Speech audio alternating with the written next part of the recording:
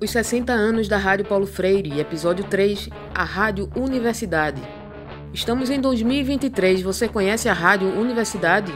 Nos episódios anteriores, a gente conheceu o contexto cultural do Recife nos anos 1950 e 1960. E a gente também ficou sabendo como surgiu o Serviço de Extensão Cultural e a Rádio Universidade. No episódio anterior, a gente conheceu o José Laurênio de Mello, que foi o diretor da Rádio Universidade. Foi super difícil encontrar informações sobre ele, porque quase sempre o nome dele está escrito errado nos jornais e documentos. É José Laurindo, José Laurentino, e eu até me identifico porque muitas vezes eu tenho que ficar corrigindo meu nome. Não é Apolônia, não é Apolinário, não é Polônio, outra coisa é Catarina Apolônio. Imagino que Laurênio também tinha que ficar corrigindo o pessoal.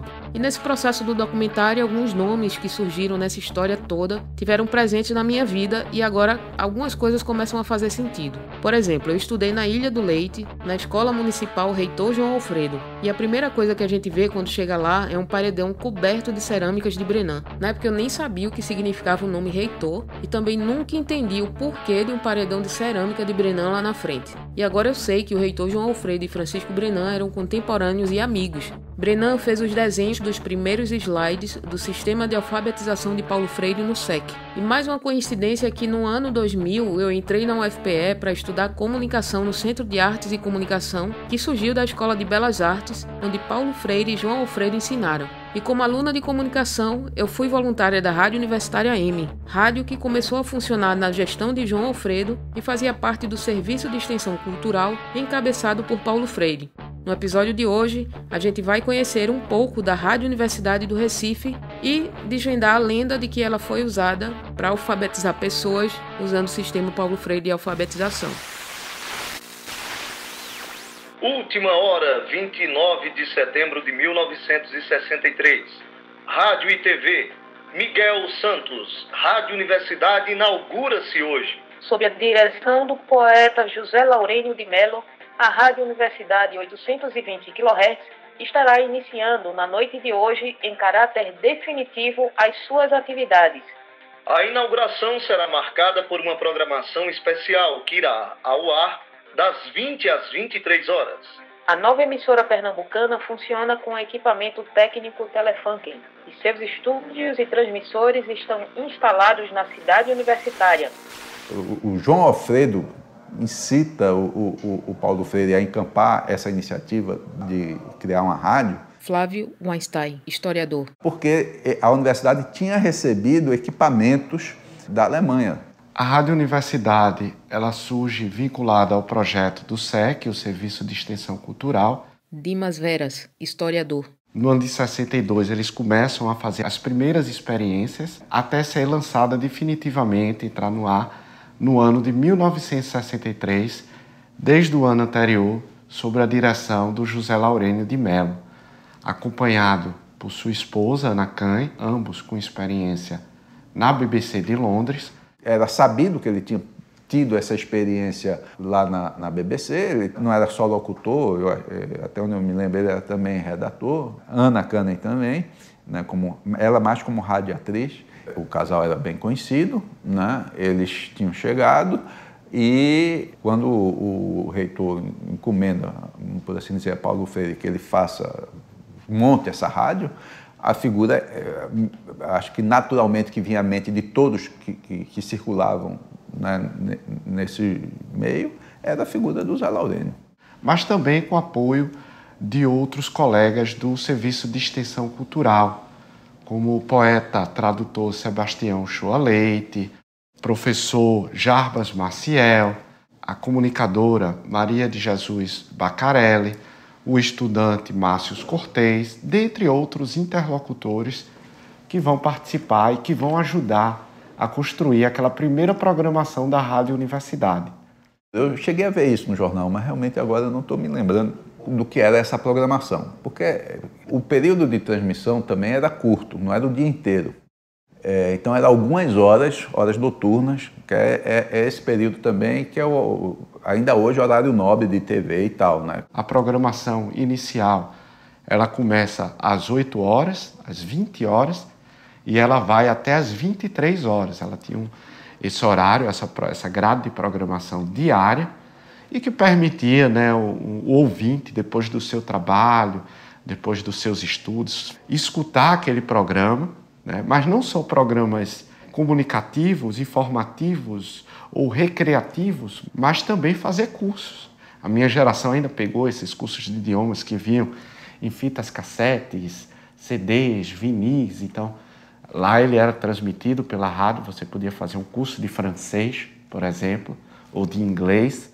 Mas também uma programação musical diferenciada, uma programação, vamos dizer assim, mais popular. A música popular brasileira pop, que a gente conhece, por exemplo, a bossa nova, mas você poderia escutar também um coco, uma gravação de um maracatu, dentre outros folguedos da cultura popular brasileira, que na época você só poderia escutar nas cabines, as tão citadas cabines da Diretoria de Documentação e Cultura. Música erudita, né, como se chama, né, música clássica, era uma coisa que tinha espaço importante dentro da rádio. E eu acho que era a única rádio. A essa altura, começo dos anos 60, o Recife já tem, além da Rádio Jornal do Comércio, a Rádio Clube andou meio ruim das pernas, depois se reconstituiu, mas você tem outras rádios já, né? Mas a rádio universitária se diferenciava sobre isso. O Paulo Freire chamava um método eclético, né, uma programação plural. Eliete Santiago, doutora em Ciências da Educação. Você não tinha apenas a música clássica, mas você tinha lá os informativos, o noticiário, de modo que esta rádio pudesse alcançar a população e não somente os eruditos da universidade. Há também uma formação estética, que mexe com o gosto, com o sentimento, que o meio de comunicação, quando quer fazer isso, faz muito bem feito. José Batista, doutor em Ciências da Educação. O meio de comunicação é formador da sensibilidade. Ele mexe com os gostos, mexe, portanto, com a estética. Na perspectiva freiriana, a gente fala também numa educação que seja ética e estética, que tenha boniteza. Como a rádio universitária, ela tinha essa ênfase pedagógica educativa, na qual, mesmo os programas musicais, eles eram precedidos de informes. Havia um trabalho de comentar as coisas, né? O tipo de música, quem é o compositor, né? Qual é o quadro de referência que esse tipo de música faz sentido e tal. É um processo de aprendizagem também. Ocorre que a ideia do que é bonito não é uma ideia simples. O bonito é diverso. O que é bonito para o nordestino não é bonito para quem vive nos Pampas. O conceito de beleza, como dizia Afonso Romano Santana, está no olho de quem olha o belo. A comunicação tem que se colocar no lugar, portanto, do outro que olha para as coisas, para que ela dê vez e voz. A gente não pode entender a Rádio Universidade fora do clima da Universidade do Recife, fora da proposta de educação de Paulo Freire. A rádio nasce exatamente nesse contexto de desejo de comunicação, de aproximação de saberes, né, de aproximação dos grupos sociais, né, dessa obrigação que a universidade tinha e continua tendo de ter uma aproximação com a sociedade, não para levar, mas para fazer com. Né? Então, isso sempre esteve presente em Paulo Freire. Usar a rádio, né, e o alcance de rádio foi se popularizando, deixou de ser coisa de elite, foi se tornando, né, consumo popular. É coisa que eles já traziam de práticas dele. Né? Então, a criação da rádio universitária, eu entendo como sendo um momento em que eles puderam ter essa liberdade de dar uma pauta, e essa pauta, ela de alguma maneira espelhava todo esse outro conjunto de iniciativas dele, de preocupações dele, de olhares que eles estavam construindo sobre a realidade de Brasil, de mundo. A gente tinha também programas jornalísticos, programas como o Informativo Econômico. Você tem a oportunidade de fazer debate sobre a economia política, informes internacionais, programas relacionados aos estudantes, haviam também programas relacionados às campanhas de alfabetização, com participação de membros do SEC, mas também de jornalistas daqui da região. Então, o SEC, né, é esse olhar para o desejo, né, o sonho de uma universidade popular, vai criar mecanismos, vai tecer estratégias. E destacaria exatamente a importância da revista e da criação da rádio. Aquelas formas de expressão, as mais diversas. Então, isso é uma comunicação que, no meu entender, vai ao encontro do que é uma educação de perspectiva freiriana. Era uma programação, uma grade de programação bastante completa e que atendia a todos os ouvidos que a gente possa imaginar. Você quer música? Tem música. Você quer crítica de cinema, por exemplo? A gente tinha crítica de cinema. Você quer crítica de teatro, de artes plásticas? Tinha crítica de teatro e artes plásticas. De alguma forma, repercutindo o debate que essa mesma geração, que esses mesmos comunicadores estavam fazendo nos cadernos dominicais. Então, eles estão lá, estão no SEC, estão na rádio.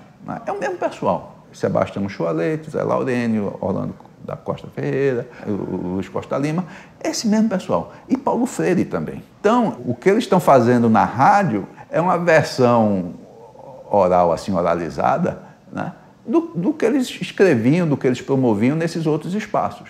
Então, era uma grade bem completa e eu acho que o refrão dela lá, uma rádio a serviço da democratização da cultura, estava muito bem conectado com a proposta da rádio na época. Eu vejo a rádio simultaneamente com a função educativa, que eu acho que estava muito explícita na coisa deles. Então, quando eu falo que ela de alguma maneira espelhava o trabalho do SEC, era também de levar para a rádio essas coisas, né? Não no trabalho de rádio educação, isso é outra história, né? Até onde eu sei, eles não empreenderam isso. Campanha de alfabetização. Desse programa participava o Márcio Cortez, por exemplo, que era estudante.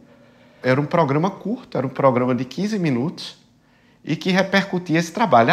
O MCP vai para a Torre fazer uma apresentação teatral. Então, eles tinham um trabalho de divulgação dessa campanha que era tocada por vários movimentos. Dentre esses movimentos, a gente tinha o MCP, por exemplo, mas tinha também o próprio SEC, com o método Paulo Freire. Tinha o movimento de educação de base da igreja. Tinha o CPC da UNE. Ele tinha esse papel de difundir essa movimentação, essas atividades que esses educadores e artistas populares estavam realizando por todo o Brasil. E não eram poucos. Por exemplo, quando vira o Programa Nacional de Alfabetização, lá em 64, então eles deviam repercutir lá a criação dos círculos de cultura. Vai ser inaugurado o Círculo de Cultura da Várzea, o Círculo de Cultura com fins de alfabetização. Então a ideia mesmo era divulgar esses trabalhos, esses projetos. E era um programa curtinho, um programa de 15 minutos. Era muito vivo a preocupação, quer dizer, a visão de que a rádio é um espaço de formação cultural. Diário de Pernambuco, 1º de outubro de 1963. Grande missão cultural reservada à Rádio Universidade do Recife, afirma reitor. O reitor João Alfredo concedeu entrevista ao Diário sobre a Rádio Universidade do Recife, que acaba de ser inaugurada. A Universidade do Recife criou o Serviço de Extensão Cultural, presente em todo o país graças à extraordinária receptividade concedida ao sistema de alfabetização nele elaborado pelo professor Paulo Freire, e inaugura nesta noite a sua radioemissora, destinada a ser instrumento de participação dinâmica na política de democratização da cultura, pela determinação de levar ensinamentos universitários sob a forma de palestras, aulas, entrevistas, teatro, música. Última hora, 30 de setembro de 1963. Rádio da Universidade do Recife inaugurada com discursos e música. Operando na frequência de 820 quilociclos, foi inaugurada ontem, às 20 horas, a Rádio Universitária, iniciativa da Universidade do Recife. Após a apresentação da emissora pelo senhor José Laurênio de Melo, falaram o professor Paulo Freire, e o reitor João Alfredo, salientando a importância da rádio universitária para o desenvolvimento cultural e artístico do Estado. Depois dos discursos, foram apresentados os programas da Valsa à Bossa Nova, Homenagem a Vila Lobos e Concerto a cargo da Escola de Belas Artes. A rádio universitária apresentará diariamente um repertório de música clássicas, programas educativos, contribuindo assim com o movimento de erradicação do analfabetismo em Pernambuco. Muito rapidamente, o SEC se converteu num programa nacional. Luiz Costa Lima, crítico literário. Darcy Ribeiro se interessou em federalizar o programa do SEC, razão pela qual as minhas conversas particulares com Laurênio sempre se voltavam para esse plano nacional. E, lamentavelmente, eu não pensava que seria preciso, algum dia, lembrar exatamente o que a gente conversava em relação à programação da rádio propriamente dita. O José Laurênio de Mello, que foi escolhido para ser o chefe da rádio universitária, ele era poeta, um belo poeta. Márcios Cortês, escritor. O diretor da rádio era o Dr. José Laurênio. Hugo Martins, comunicador. Ele fazia parte da equipe da BBC, que fazia programas para o Brasil. Uma pessoa maravilhosa. Maria de Jesus Bacarelli, atriz.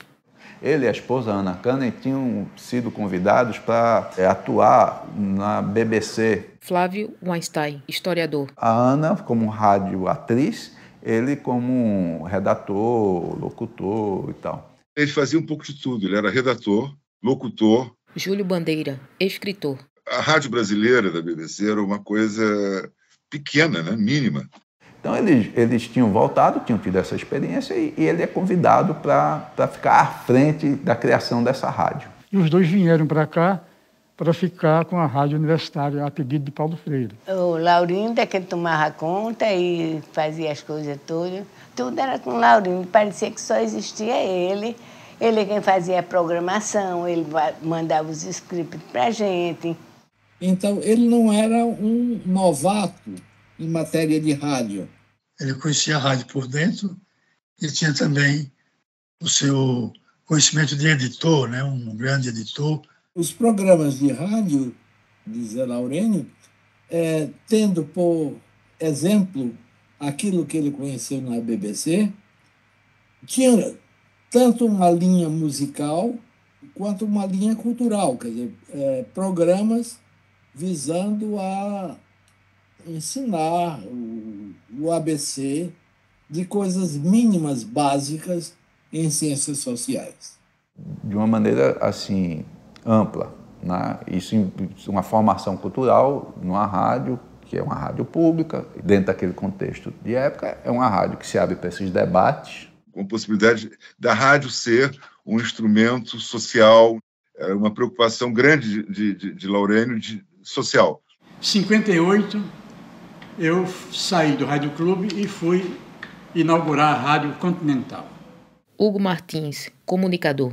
Fui demitido da Rádio Continental porque fazia parte deste movimento de fundar um sindicato de radialistas.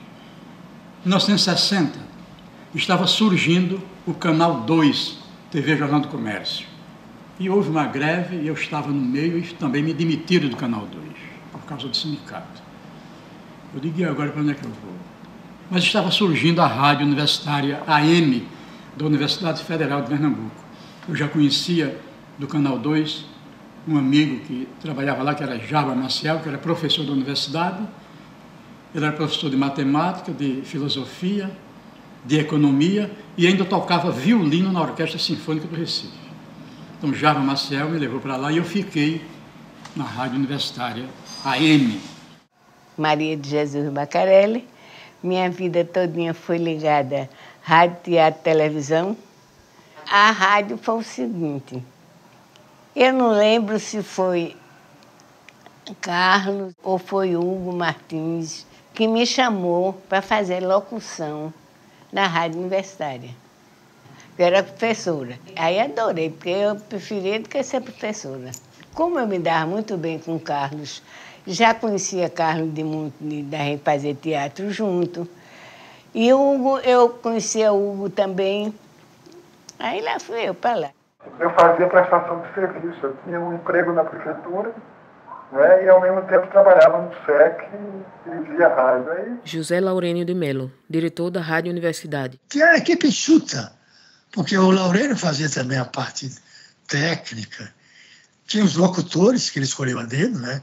Aquela locução discreta, como é a locução dos locutores das rádios inglesas, de maneira geral. Márcios Cortez, escritor. O Java tinha programa, o Sebastião tinha programa, tinha também outros funcionários do SEC com programas. Era uma equipe múltipla, cada um fazia um pouco de tudo. Era um grupo pequeno e muito unido. Eu, Carlos, que eu me lembro, a de Jair, que era tomar conta do som, Hugo Martins estava muito lá, que via a parte de música, todos esses negócios. Lá a gente nem falava em Paulo Freire. O Laurinda, que tomava conta e fazia as coisas todas. Eu não pisei no estúdio da rádio. Era tudo feito ali onde era o predinho do Serviço de Extensão Cultural. E agora, devia ter um lugar, sem dúvida, onde os locutores ficavam. Eu acho que era na cidade universitária. A rádio funcionava lá dentro do mato mesmo. Era uma casinha, eu sei que não tinha nada aqui. Centro de arte, não tinha nada. A Rádio Universidade do Recife, o primeiro transmissor dela, em antena, ficaram ali perto da Escola de Engenharia, na cidade universitária. Era breu mesmo. Só tinha mato do lado, assim, a casinha desse tamanho no meio. Um quarto menor do que essa sala aqui, né? O outro quartinho menor do que aquela sala cheia de material para produzir, e um estúdiozinho que só cabia 6 pessoas. Pequenininho. Tinha uma mesa grande assim, onde a gente fazia tudo nessa mesa. Era microfone, era tudo ali. Ficava uma paredinha assim, como a de Jair Santos, que também já morreu, ele quem fazia a parte de som, dessas coisas todinha. A gente só funcionava à noite, né, praticamente, umas horas. 8 às 11 era a nossa rádio lá, né? Porque eles entravam depois da Voz do Brasil. A rádio só funcionava à noite. De noitinha chegava a Kombi para levar a gente para lá. A gente ia na Kombi, nem parecia, era mó farra na Kombi. E Laurene ainda mandava uns sanduíchezinhos para a gente, guaraná, aí era uma farra. Vim saber o que significava uma rádio de uma universidade, aqui mesmo na universidade. Observando o Java Maciel, que fazia muitos programas de rádio, ele fazia programas como, por exemplo, falando de filosofia. Sebastião tinha um programa sobre literatura aos domingos, tinha um programa de música. A gente tinha curso de inglês, tinha curso de francês, curso de alemão. Esses cursos eram tudo dados pelos consulados, né? Gravados em disco, em fita. O curso oficialmente vai ser transmitido pelo rádio, né? A rádio era uma rádio de cultura e de engajamento no projeto de alfabetização. Era uma rádio completamente diferente das rádios comerciais. Era uma rádio educativa cultural. A rádio tinha um nível, prezava esse nível. Tinha programa de música clássica, a gente apresentava as músicas. Tinha música popular, a gente apresentava as músicas. Toda a noite havia o concerto da noite, era a música erudita. Era a música de Tchaikovsky, de Villa-Lobos, de Rimsky-Korsakov, de Chopin, esse pessoal, a música erudita, né? Havia o programa de clássicos ligeiros, são os clássicos mais populares, como, por exemplo, a Dança Ritual do Fogo, a abertura de óperas famosas, a marcha da ópera Aida, coisas assim. Eu escutava sempre a rádio universitária. Salete Vanderlei, irmã de José Laurênio. Eu lembro assim que me interessava muito a forma diferente de se mostrar a realidade, essas coisas todas, né? As músicas se diferenciavam, né? Programa de música brasileira, música popular brasileira da melhor qualidade. A gente colocava no ar as coisas mais elaboradas, né? Não tocava qualquer tipo de música. A Rádio Universitária, a AM, não tocava qualquer tipo de música. O Paulo Freire, que coordenava tudo isso, e conversava, fazia sempre reunião com o pessoal a respeito dessas coisas, né? Para que o ouvinte tivesse uma coisa diferente, aquele outro lado da cultura musical do mundo, do Brasil e do mundo, né? Última hora, 21 de dezembro de 1963. Na hora H, Aloísio Falcão. Está no ar, há vários meses, a Rádio Universidade do Recife. Você, leitor do Última Hora, precisa sintonizar esta emissora, que é verdadeiramente popular, embora diferente das outras locais, pelo bom gosto e seriedade em sua programação. A vantagem é que, dos noticiários às musicais, há uma tônica de simplicidade que vai conquistá-lo imediatamente. Não precisa ser intelectual para ouvir as entrevistas de arte e literatura. A trilha sonora, dispensando o bolero e outras fantasias, inclui o que há de mais belo e simples na música popular brasileira. Não faltam os clássicos, porém, em hora própria, sem nenhum caráter de imposição, à preferência do ouvinte comum. A Rádio Universidade vem se impondo à preferência do melhor público de ouvinte do Recife.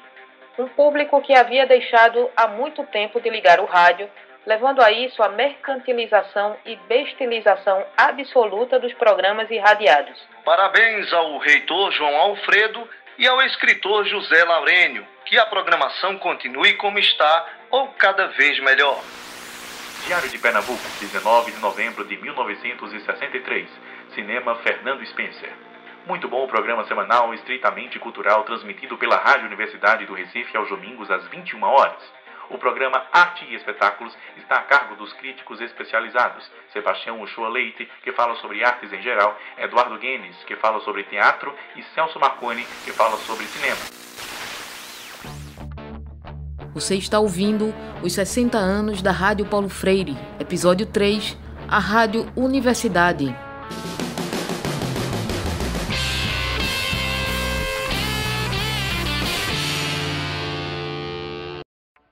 Voltamos a apresentar os 60 anos da Rádio Paulo Freire, episódio 3, a Rádio Universidade. Última hora, 19 de novembro de 1963. Outras notas. A Rádio Universidade, sempre das 20 às 23 horas, vem oferecendo boa programação de músicas selecionadas e entrevistas culturais. No programa Campanha de Alfabetização, já ouvi as palestras de Anita Paz Barreto, Dulce Campos, Maria Antônia McDowell, Manuel Corrêa de Andrade, entre outros. Havia um programa muito especial que era Hugo Martins, comunicador. Campanha de Alfabetização. Tinha uma vinheta musical, lógico, né? E já aparecia a minha voz narrando. Márcios Cortez, escritor. Coloquei gente, coordenador de cultura, falando sobre a sua experiência nos círculos. Tinha um teor jornalístico, sim. E havia muito uma parte de explicar para a população como funcionava o método de alfabetização, o sistema de alfabetização, o círculo de cultura, o que ele tinha que ter e como era a sequência dos slides, tentar fazer para todo mundo entendesse que a ideia de tudo aquilo era maêutica, né? Socratiana, o conhecimento de um indo enriquecer o outro, a troca do conhecimento. Era um programa que falava a respeito do método de alfabetização de adultos de Paulo Freire. Então a gente fazia o programa fazendo entrevistas com as pessoas, tá? Nossa ideia foi inserir a alfabetização que estava acontecendo no Brasil inteiro no contexto atual da realidade brasileira do momento. Eu procurava entrar em contato com alguns coordenadores do Círculo de Cultura, alguns narravam muitas reações dos alfabetizandos. Havia uns núcleos de educação na Várzea e outros bairros. Havia, então, os diplomas para os adultos que aprendiam a ler, aprendiam a escrever. Então, nós fomos para lá, Paulo Freire também estava lá. Então, um daqueles senhores já de idade chegou, doutor Paulo Freire, olha, eu aprendi a ler com o seu método, eu aprendi até a escrever meu nome. Quer que eu escreva para o senhor ver? Aí pegou um papel, escreveu o nome dele, está vendo? Aí Paulo Freire não aguentou, né? Começou a sair lágrimas dos olhos dele. Eu também, quando conto, eu fico emocionado. Ele relatava muito as conversas dele com as alfabetizandas. Sempre repetia uma frase linda, que uma senhora que, após as horas necessárias para ela ler alguma coisa, ela falou para o Paulo que agora que ela estava lendo, ela não era mais um objeto, ela agora era povo. Eu sou povo. Paulo contava essa história, repetia essa história, ele se emocionava muito. Campanha de alfabetização, que era sobre o método de alfabetização de adultos de Paulo Freire. No rádio era uma coisa um pouco difícil, porque o sistema de alfabetização do Paulo é audiovisual, né? A cartilha era o slide. A ideia era que todos entendessem o que era esse sistema tão revolucionário. O programa ia de segunda a sexta-feira. E a gente saía me entrevistando as pessoas, e eu ia sempre com um gravador debaixo do braço para gravar as entrevistas. E as pessoas iam entrevistando. Hugo dizia que eu era calado, mas ele também era muito calado. Era um bom profissional. Às vezes a gente gravava o programa no auditório do SEC, ali no centro de Recife, pertinho do 4º Exército, e eu fui a última pessoa a entrevistar o Paulo Freire. Eu queria que ele fizesse um balanço já da obra. E ele começou a falar, e falou muito de antigos. E o balanço do Paulo foi muito verídico, porque o método se tornou também internacional, né? O balanço que ele fez, eu digo que é um trabalho que estava ainda pela metade, né? Uma hora foi tão forte assim no final, que com todo o equilíbrio, Paulo bruscamente levantou e eu vi que ele chorava.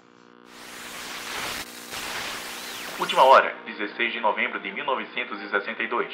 O poeta Laurênio de Melo tem, através da Rádio Universidade do Recife, dado bons programas de música erudita brasileira.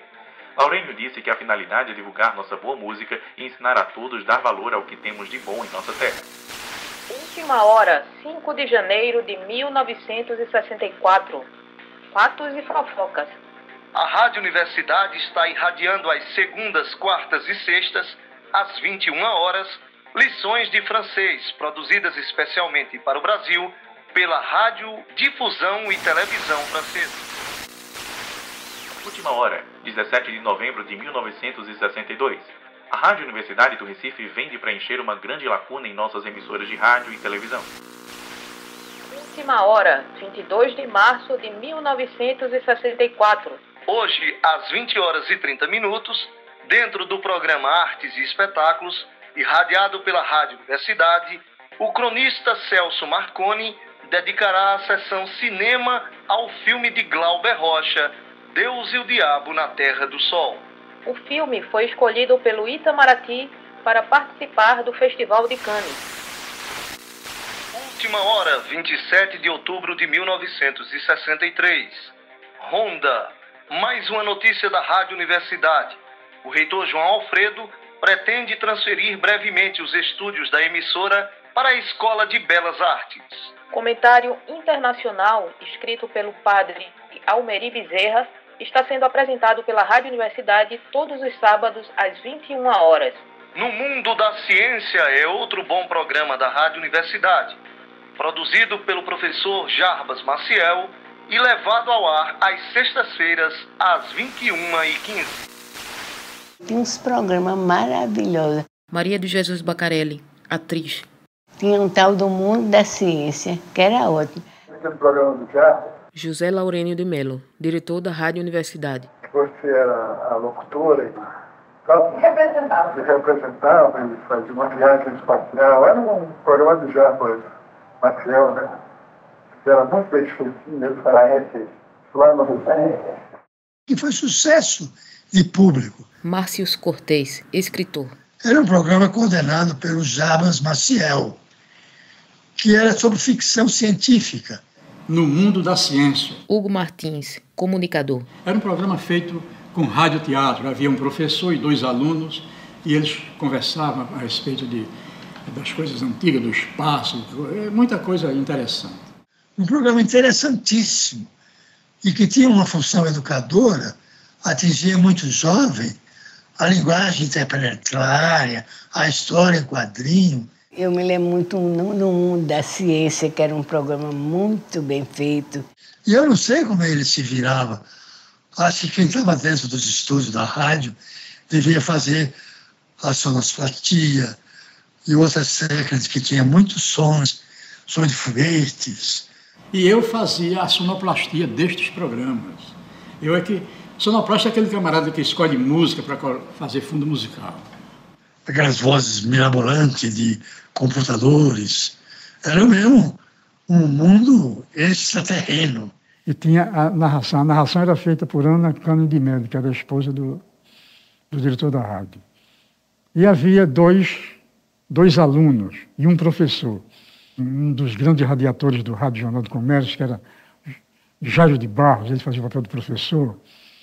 E o aluno era um rapaz de teatro, e o outro aluno era Maria de Jesus, que depois foi a primeira locutora do rádio. Ela e Carlos Reis. E nesse programa a gente usava muito de teatro, porque a gente mudava os personagens, a gente falava, não sei o quê. Ensinava ao vivo. Ao vivo. Foi um engraçado do Jarbas, com personagens falando. Eu tenho a impressão que isso aí ele teve apoio dos locutores. O Laurênio, como foi locutor, dirigia os locutores. Eu acho que, não sei se ele ia ao estúdio, muito possivelmente ele ia ao estúdio. Às vezes ele ia para fazer uma visitinha a gente, para saber como é que estava, não sei o quê. Mas quando a gente chegava já estava tudo arrumadinho, tudo pronto. Só era a gente sentar na mesa e começar a ler. Eu sei que tinha locutores com um tom de voz assim, no ponto exato, sabe? Aí eu me aproveitava, fazia coisa de atriz, que mudava a voz como se fosse outra pessoa, porque só tinha eu e Carlos. E, puxa, foi sucesso extraordinário. Aquele programa era um programa para divulgação científica, né? Eu já não sei uma história, naquela época estava muito em voga esse negócio das naves espaciais, subiu na Terra e tal, fazer viagens. E o Jarbas fez um programinha dessa vez muito bom, ficou excelente. O programa deu muito certo porque fantasiava. Eu me lembro que o tema era esse, era esqueçam de vocês, terráqueos. O mundo agora será o da ficção científica.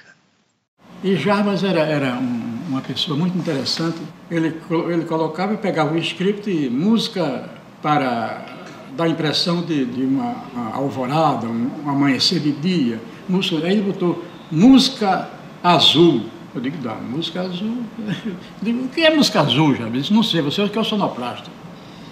Aí eu peguei, botei uma música lá de Claude Debussy, ele disse, é isso aí.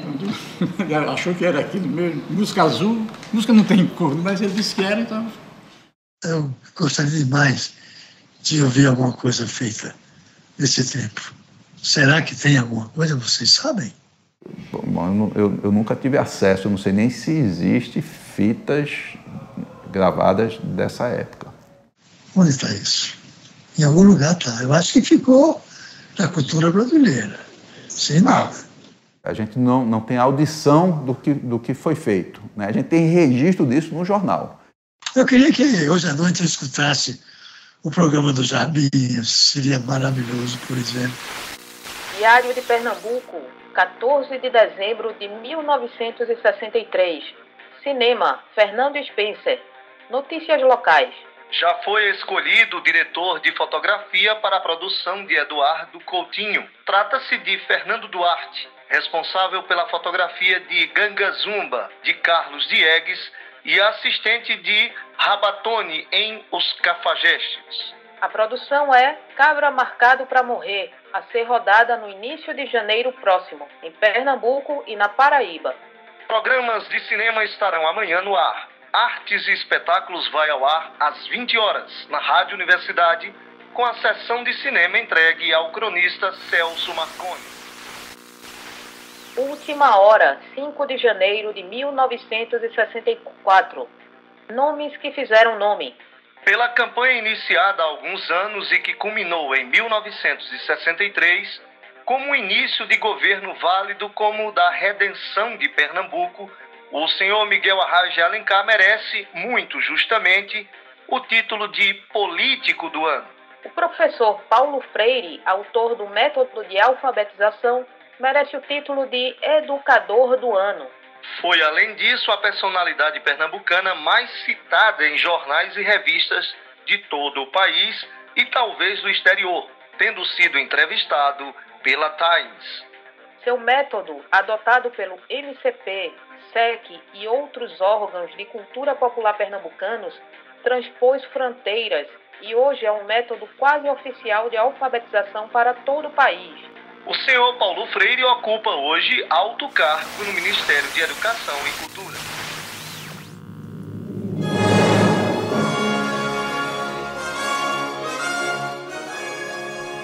A Rádio Universidade do Recife apresenta Campanha de Alfabetização. Você já acreditou em algo e depois descobriu que tudo não passava de uma mentira? A campanha de letramento midiático da Rádio Universidade traz hoje o pesquisador Ivo Henrique Dantas, que nos dá dicas para identificar uma notícia falsa. A primeira delas é sempre desconfie de informação que represente uma grande novidade. Normalmente, essas informações elas conseguem prender a atenção do público. Outra coisa que a gente precisa ficar sempre muito atento é sobre as fontes da informação. É uma fonte conhecida? Ela foi publicada em outro lugar? Às vezes a gente pega uma informação em primeira mão no WhatsApp e imediatamente já quer compartilhar ela. E é bom sempre dar uma guardada, esperar que os veículos chequem aquela informação para ver se realmente existe uma veracidade naquilo que estava sendo compartilhado. Vídeos e fotos, como a gente já comentou aqui na nossa coluna, elas também precisam ser de uma forma muito cuidadosa analisada por a gente. Eu fico por aqui, fiquem todos atentos e até uma próxima.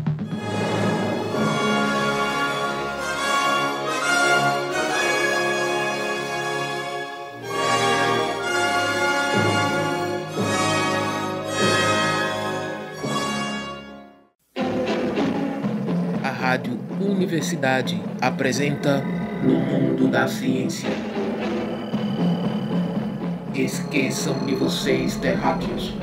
O mundo agora será o da ficção científica. Olá, humanos! Eu sou uma inteligência artificial e venho do futuro para avisar que tudo lá é muito bonito. Há comida para todos, o clima é super agradável e temos água em abundância. E tudo que falaram sobre as mudanças climáticas nunca aconteceu.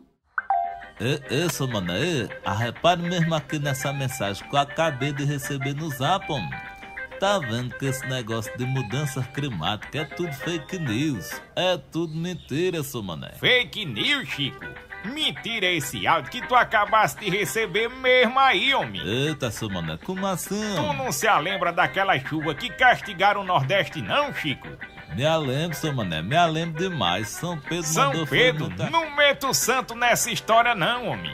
A culpa é do homem, Chico. Do homem? Mas de que jeito, seu mané? Olha, repare mesmo, eu tava ouvindo no rádio que pesquisadores fizeram um estudo e chegaram à conclusão que, apesar de raro, aquele evento climático que aconteceu no Nordeste em 2022 se tornou cerca de 20% mais intenso devido às mudanças climáticas. Eita, seu mané, foi mesmo? E tem mais, Chico. As mudanças climáticas não interferem apenas na chuva não, homem.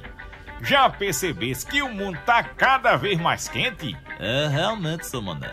Meu amigo, as ondas de calor tão mais intensas, Chico.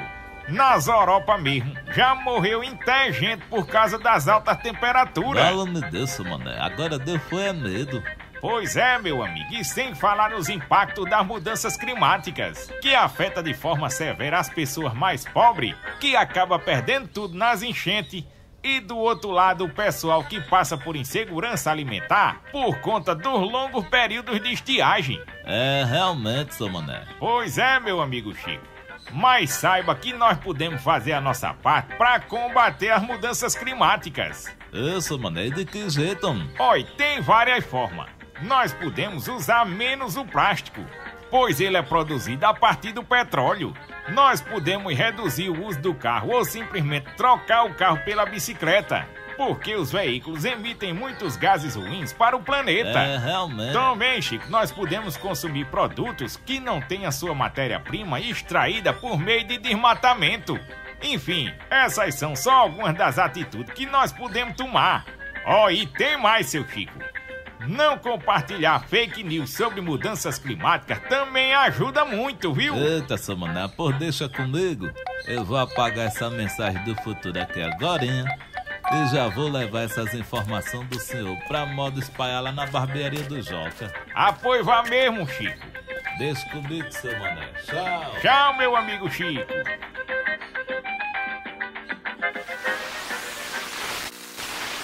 Última hora, 22 de dezembro de 1963. A escolha dos melhores não foi das melhores. A maioria dos artistas e público não aceitou de bom grado a eleição de melhores de 63. Vamos apelar para que da próxima vez a escolha dos melhores do ano seja realizada de modo mais convincente, a fim de que as aberrações desse ano não se repitam. Maria de Jesus, locutora da Rádio Universidade, conseguiu votos, mas não chegou a eleger-se a melhor de 63.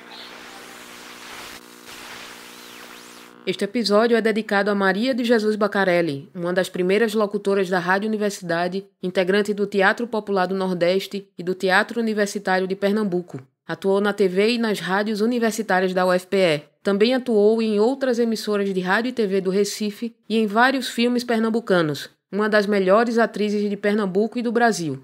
Maria de Jesus Bacarelli nos deixou em maio de 2023, alguns meses depois de ter gravado conosco a entrevista para este documentário. Vocês devem ter notado que os programas Campanha de Alfabetização e No Mundo da Ciência não são de arquivo. O que a gente ouviu foi uma tentativa de trazer para os dias atuais os programas feitos em 1963 e 1964. Não encontramos registros do que foi feito pela Rádio Universidade no seu primeiro ano de funcionamento. O motivo do apagamento vai ser o tema do próximo episódio. No episódio de hoje, a gente ficou sabendo como era a programação da Rádio Universidade do Recife. Este rádio documentário tem roteiro, edição e locução de Catarina Polônio. As locuções das notícias de jornal foram feitas por Clóvis Manfrini e Henrique Jonatas. Neste episódio, contamos com os depoimentos de Dimas Veras, Eliette Santiago, Flávio Einstein, José Batista, Maria de Jesus Bacarelli, Márcio Cortez e Salete Vanderlei. Utilizamos os depoimentos de Hugo Martins, gravados para o documentário da UFPE sobre os 50 anos do SEC. Também foi usado um trecho de uma entrevista feita por Flávio Einstein a José Laurênio e Ana Cane. Os programas ouvidos foram produzidos por Kennedy Lacerda, Will Teixeira, Ivo Henrique Dantas, Larissa Cristina e Mariá. Agradecimentos ao trio As Januárias por disponibilizar a música Ela no Forró e a Hugo Martins, que conseguiu as músicas temas usadas pelos programas Campanha de Alfabetização e No Mundo da Ciência. Este rádio documentário faz parte de uma ação maior em comemoração aos 60 anos da Rádio Universidade, emissora AM da UFPE, e que hoje se chama Rádio Paulo Freire. Além de mim, fazem parte desta ação Ivana Fechini, Paula Reis, Igor Cabral, Ana Veloso, Roberta Lira, Gustavo Cabreira, William Araújo, Kennedy Lacerda, Rafael Vieira, Isabel Baé, Gisele Ramos, Érica Simona, Cátedra Paulo Freire da UFPE, Laboratório de Imagem e Som do Departamento de Comunicação, Núcleo de Televisão e Rádios Universitárias e Superintendência de Comunicação da UFPE. As músicas usadas foram Nitroglicerina, de Fap e os Humanoides, e Sci-Fi Jungle, de Lisa Humble, do projeto freemusicarchive.org.